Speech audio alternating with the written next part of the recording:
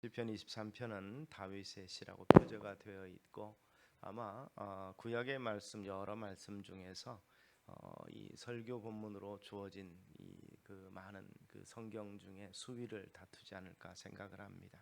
그래서 많은 분들이 이 메시지를 가지고 설교를 했고 또 성도들은 들으셨을 것이기도 합니다.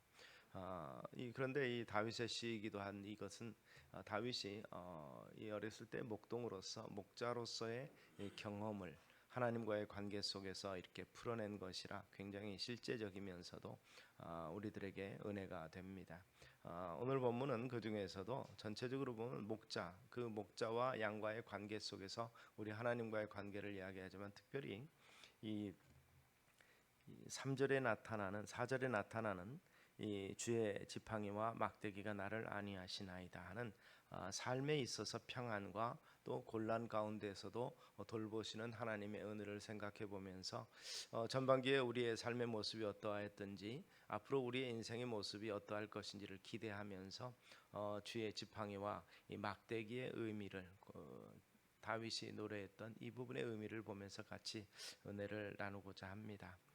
목자들이 양떼를 인도하고 보호하기 위해서 필요한 도구 다양한 것이 있지만 그 중에서 지팡이와 이 막대기가 있는데 이 지팡이는 우리가 생각하는 그저 우리의 체중을 지탱을 하고 또 산에 올라갈 때 이렇게 스틱처럼 여러 가지 안전을 도모하기 위한 것 있습니다. 그러나 그보다 더 큰 목적은 사실은 지탱하는 것도 중요하지만 이 골짜기 같은 거에 있는 양을 건져 올리기 위해서 이 이스라엘의 목자들의 지팡이는 사람의 키보다 훨씬 긴 그 길이를 가지고 있고 그 끝은 구부러져 있어서 양의 가슴과 앞다리 사이를 이렇게 목 사이를 이렇게 끼어서 사람이 직접 내려가지 않고도 이 길게 팔을 뻗어서 지팡이로 그 양들을 구원해내는 건져내는 그러한 역할을 합니다.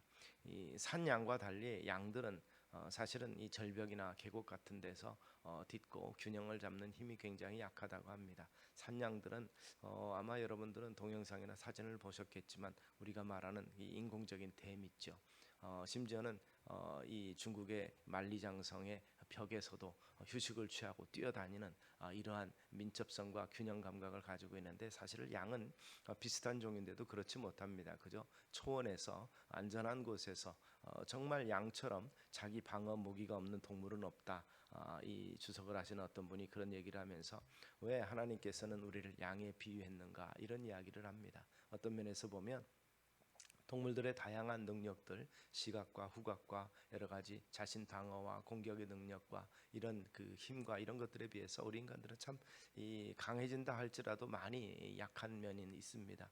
이 맹수라든지 이 강한 특징을 가진 동물들에 비해서 약할 수밖에 없는 우리의 존재고 결국 우리가 가지고 있는 강점은 하나님의 형상으로 입은 지혜와 하나님이 주신 이 특별한 능력들 이런 것들을 종합하고 관리하고 또 연구하는 이러한 어떤 그 지혜로운 그런 것 외에는 사실 동물들과 1대1로 해서 우리가 그들의 강점을 이길 수 있는 것은 하나도 없다는 것이죠. 그것이 꼭 양과 같다 이렇게 비유를 합니다.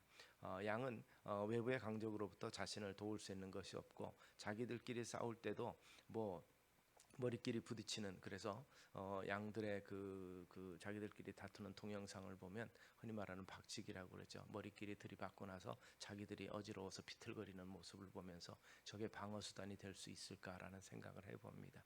그처럼 어떻게 보면 약한 존재라고 볼 수 있는 이 양과 그것을 돌보는 목자와의 관계 속에서는 이 목자는 강할 수밖에 없고 외적을 퇴치할 수밖에 없습니다. 어려운 환경에서 건져내기도 하고 또 막대기는 어떻게 보면 곤봉과 같은 것으로서 이 지팡이는 어떤 면에서는 무기가 되어서 늑대라든지 승냥이 이런 것들로부터 멀리 떨어지게 할 수는 있지만 직접적인 공격하기는 좀 약한 무기라고 합니다. 그래서 좀 단단한 나무로 된 이 곤봉과 같은 막대기가 결국 이 양을 해치는 무리로부터 보호하는 이러한 공격 무기고 또 방어 무기가 될 수 있을 것입니다. 그래서 시편 기자가 주의 지팡이와 막대기가 나를 안위하시나이다 하고 짤막하게 고백하고 있지만 이 고백이기까지 이미 수차례의 이러한 경험이 목자에게는 있을 것이라는 것이죠. 특별히 이 다윗 같은 경우는 여기는 지팡이와 막대기라고 표현되어 있지만 다윗은 자기가 어리고 또 그런 상황에서 이 사자와 곰과 싸웠다라고 그가 고백을 하는데 그것들을 퇴치할 수 있었던 무기로서 그 당시에 그 원거리 공격 무기라고 사용될 수 있던 돌팔매를 사용을 하기도 했었습니다. 이 돌팔매는 당시 고고학을 살펴보면 아시리아에 있는 그런 벽화 이런 거에서 보면 돌팔매 부대가 부조가 된 모습을 볼 수 있습니다. 우리나라처럼 이 활의 공격이 있었던 그런 것이 아니고 그쪽에서는 돌 주변에 있는 쉽게 구할 수 있는 돌과 가죽끈과 이런 것을 통해서 이 성벽을 공략하는데 사용하는데 돌팔매질을 사용했다고 합니다. 다윗은 상대적으로 약한 자기네 모습에서 힘과 이런 것을 이길 수 있는 속력 있는 강한 그러한 무기로서 돌팔매를 막대기보다 아마 선호한 것이 아닌가 생각을 합니다. 근접전에서는 결국 막대기가 사용되겠지만 멀리 나타나는 이 승냥이나 일이나 곰이나 사자를 멀리서부터 위협을 제거하기 위해서 이 돌팔매를 사용한 것으로 보여집니다. 그런데 이 같은 그 양이 위험에 처할 때 그것을 보호하기 위해서 목자가 취해야 되는 여러 가지 내용들을 우리 아버지 하나님께서 양 되신 우리를 위해서 활용하시고 그렇게 안위하시면서 보호하신다는 것을 시편 기자는 이야기하고 있는 것입니다. 사망한 음침한 골짜기를 또할 때 이 양들이 혼자 힘으로 빠져나올 수 없는 벼랑이나 웅덩이에 떨어져 살려달라고 울면 갈구리로 이 목자의 그 지팡이로 그것을 건져내는 것이죠. 결국 보호하고 구원하는 믿음직한 도구로서의 이 지팡이와 막대기를 시편 기자는 이야기하고 있습니다. 실제 다윗은 하나님은 나의 산성이요 나의 요새라 이렇게 고백을 여러 군데서 하며 나의 반석 되신다고 고백을 했었습니다. 그래서 시편 28편은 그렇게 노래합니다.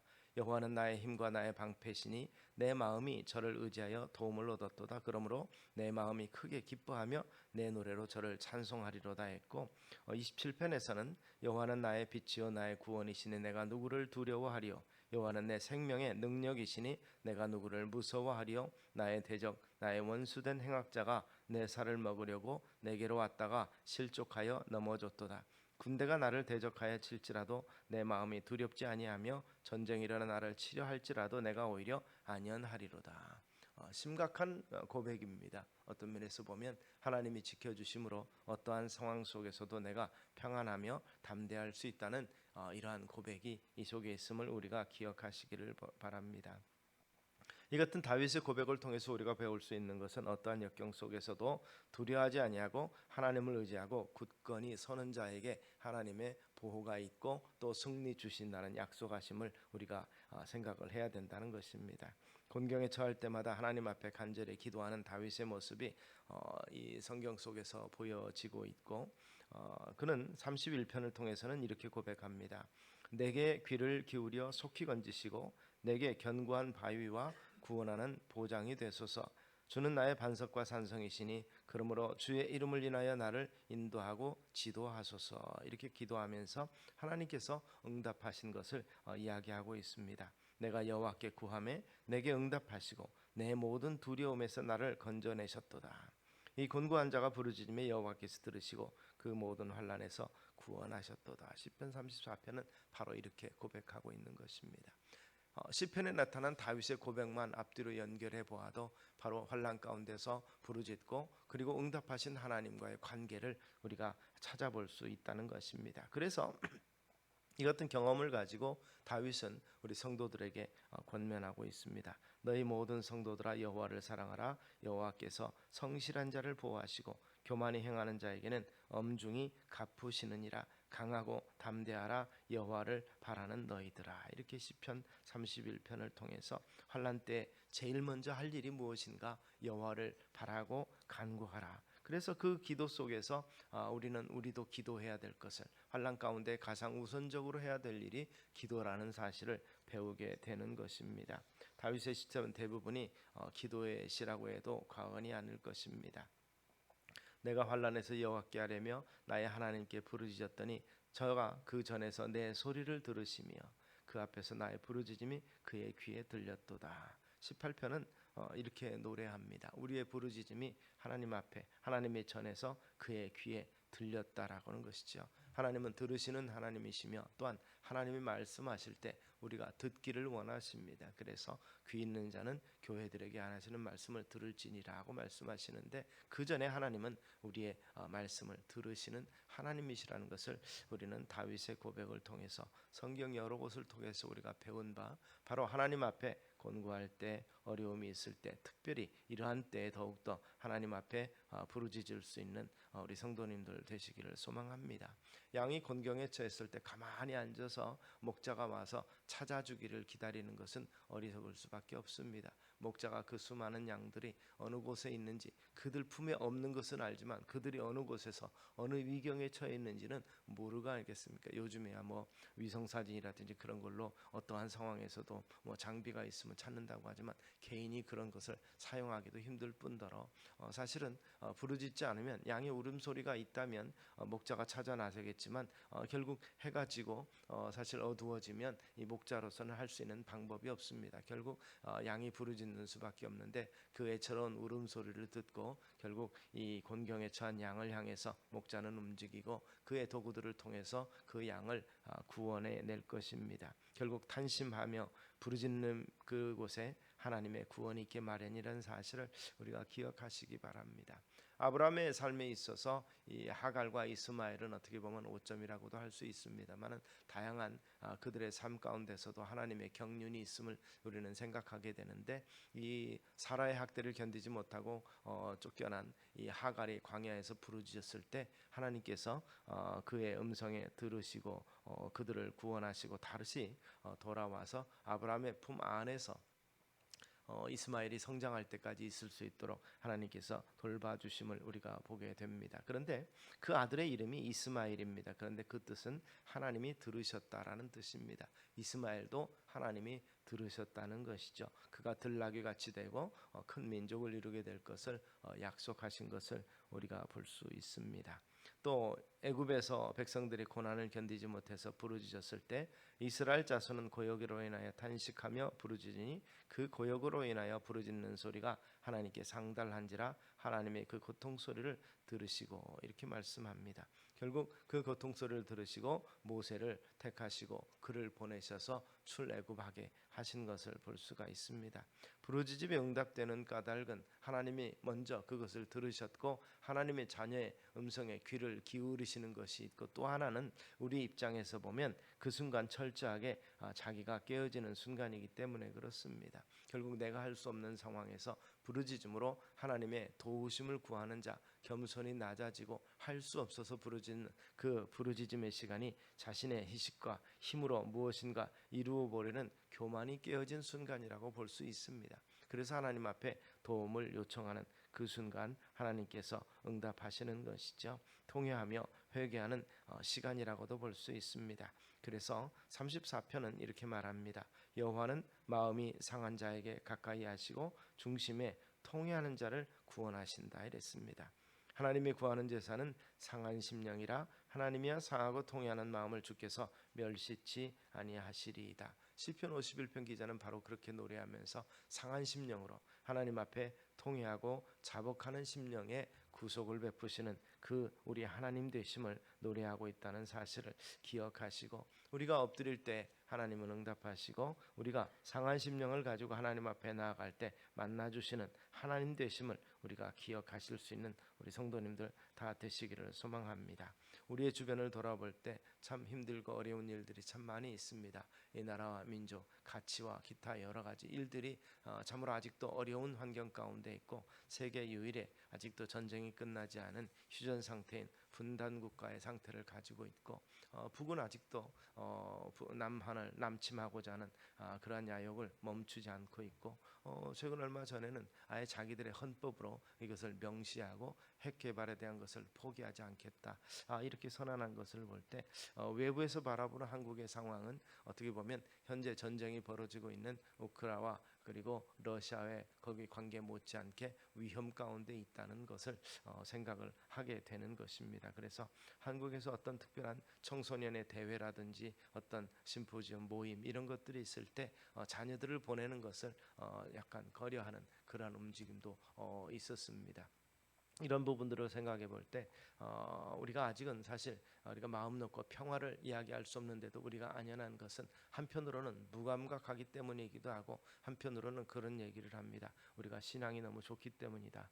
우리 애국가에서 나오는 하나님의 보호하사를 너무 잘 믿어서 너무 평안하기 때문이다. 그렇다면 믿음만큼 우리가 준비도 하고 믿음에 합당한 삶을 살아가야 되지 않겠는가 생각을 합니다. 물론 각 교회 기도회가 아직도 남아 있고 기도할 때마다 나라와 민족을 위해서 깨어 있는 우리의 교회가 있기 때문에 아직은 하나님께서 우리를 지키시는 것이 아닌가 생각을 해봅니다. 그러면서도 우리에게 더욱더 실제적으로 기도할 것이 우리에게 요구된다는 것을 기억하시는 우리 성도님들 되시기를 소망합니다. 결국 강하게 싸워서 이길 수 있는 힘은 우리에게 있는 것이 아니라 여호와께 있다는 사실이고, 하나님이 지키시며 보호하지 않으면 아무리 큰 나라와 제국도 결국 멸망하고 말았다는 역사적인 사실을 통해서 우리는 보게 되는 것입니다. 보이지 않는 하나님의 막대기, 그리고 우리를 위해서 싸워주시는 하나님의 그 지팡이가 우리를 지키시고 보호하신다는 것을 우리는 기억하시기를 바랍니다. 이스라엘 역사를 통해서 보면 이스라엘의 평안할 때에 대해서 성경 기자는 하나님께서 사방에서 화평을 주셨다 이렇게 말씀합니다. 그 화평은 이스라엘이 세계 최강국이기 때문이 아니라 어떻게 보면 작은 나라인데 주변 나라의 정세들이 교묘하게 어떻게 균형을 이루고 있는 상황에서 누구도 섣불리 침략하지 못할 만한 그러한 상황이 있는 것도 있었고, 어떤 때는 침략해서 강하게 압박을 하다가도 다른 나라가 일어서면서 뒤통수를 맞아서 오히려 이스라엘을 침략한 그것으로 인해서 그 나라의 멸망이 가속화된 역사적인 사건도 우리는 보게 되는 것입니다. 그때 그 역사를 대비할 때 성경은 하나님이 그들을 지키셨다, 그들의 부르짖음에 귀를 기울이셨다, 또 하나님께서 나의 종 고레스를 세웠다고 말씀합니다. 바벨로니아에 포로 끌려갔을 때 고레스를 세워서 페르시아를 일으키시고, 그리고 고레스가 하나님께서 세우신 종이라고 성경은 말하면서 고레스가 이스라엘을 돌려보낸 것을 이야기를 합니다. 포로 귀환의 역사를 이야기하는 것이죠. 바로 이 같은 역사가 세계 역사 속에서 상관하지 않는 하나님이 아니라 실제적으로 이스라엘을 지키시고 보호하시고 구속의 계획을 세우신 것을 하나하나 이루어 가시기 위해서 역사를 움직이시는 역사의 주인이 하나님이심을 우리가 다시 한번 믿으시기를 바랍니다. 시편 18편과 그 뒤에 나타나는 내용을 보면 다윗이 이러한 믿음의 고백을 합니다. 결국 주께 기도하면 그가 자기를 강하게 하셔서 싸움에 이기게 하신다고 고백하는데, 주께서 나의 등불을 켜시며 여호와 내 하나님이 내 흑암을 밝히시리이다. 내가 주를 의뢰하고 적군에 달리며 내 하나님을 의지하고 담을 뛰어넘나이다. 이렇게 고백합니다. 이 하나님이 힘으로 내게 띠띠우시며 내 길을 완전케 하시며 나의 발로 암사슴 발같게 하시며 나를 나의 높은 곳에 세우시며 내 손을 가르쳐 싸우게 하시니 내 팔이 놋활을 당기도다. 대저 주께서 나로 전쟁케 하려고 능력으로 내게 띠띠우사 일어나 나를 치는 자로 내게 굴복케 하셨나이다. 다윗은 전쟁을 통해서 승리를 했고, 그 승리가 항상 우리가 생각하는 바 어떤 수적 우위나 무기의 우위 이런 우월한 상황에서 이겼다기보다는 많은 경우 열세인 상황에서도 오히려 하나님께서 그에게 승리를 주신 경험담을 많이 이야기를 하고 있음을 우리가 기억하시기 바랍니다. 결국 우리 기도에 대한 하나님의 응답은 우리의 믿음 가운데 있습니다. 참으로 믿고 구하라고 말씀합니다. 구한 것은 이미 받은 줄로 여기라는 말씀이 있습니다. 환난에서 구원해 주시기를 간구하였으면 믿고 일어나서 그 환난에서 벗어날 길을, 하나님이 역사할 것을 기다리면서도 우리 또한 거기에 반응하고 움직이는 것이 필요하다는 것입니다.